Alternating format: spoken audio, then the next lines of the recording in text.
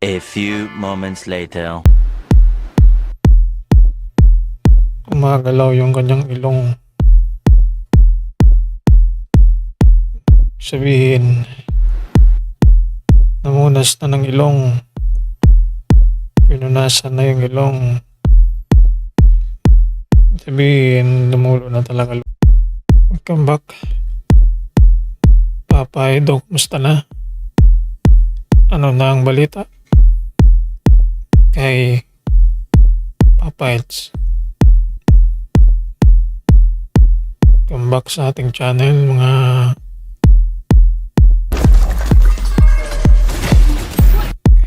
kaibigan. Mustahin natin ano na ang sitwasyon. Papa ito. Ano na ang kanyang kalagayan ngayon.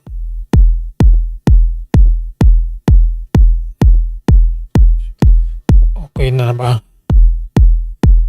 itong ating idol?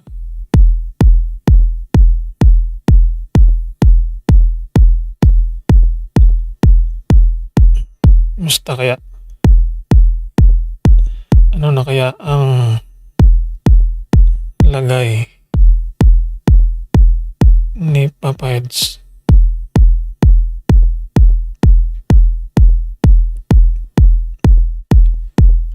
Welcome back. Welcome back mga ka-EDC. Nag-aalala ba kayo sa sitwasyon ni Papa Edo? Bakit naging emosyonal itong si Papa Eds kagabi? Natay may pinagdadaanan sa buhay. First time na nakita natin na siya po ay naging emotional sa kanyang live stream. Hindi napigilan itong luwa sa kanyang mga mata. Marami ang mga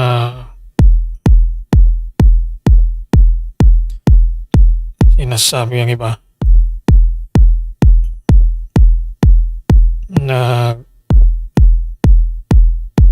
karoon ng simpatya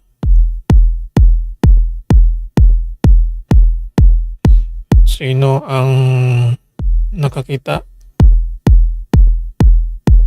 ng live stream ni Papa Edo kagabi at paano hindi tinapos ang live. Umabot lamang ng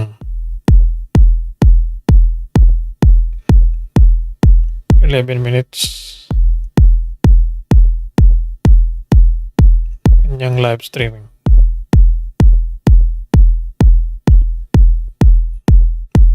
Family problem ang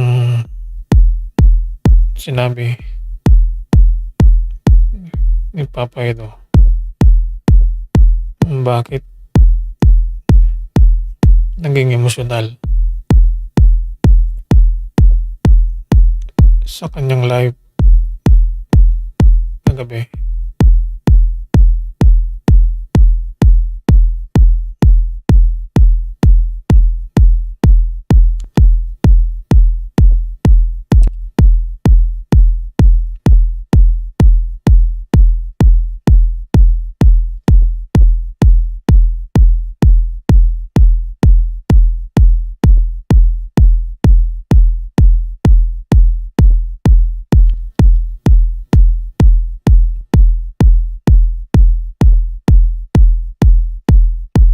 Shout out.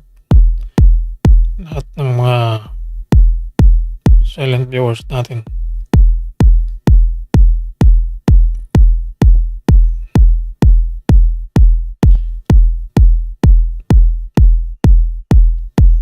Lahat naman ay may pinagdadaanan. Lahat tayo mayroong problema. Kaya kailangan din natin na ilabas ang ating damdamin. Hindi sa lahat ng pagkakataon tayo ay malakas emotionally. Kailangan din natin ng karamay. Kailangan din natin umiyak pang ilabas ang ating mga nararamdaman. Kaya sabi ng iba kagabi na umiyak ito dahil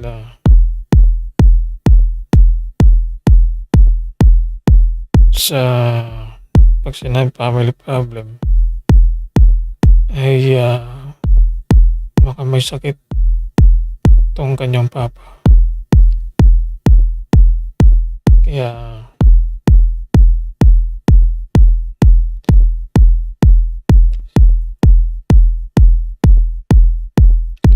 alam naman natin na si Papa Eds ay tahimik na tao. Hindi basta-basta makikita ang kanyang emosyon sa social media at hindi natin papansin na meron bigat na pinagdadaraanan. Natural sa tao na malungkot, saktan, at umiyak. Hindi lahat ng pagkakataon tayo ay masaya.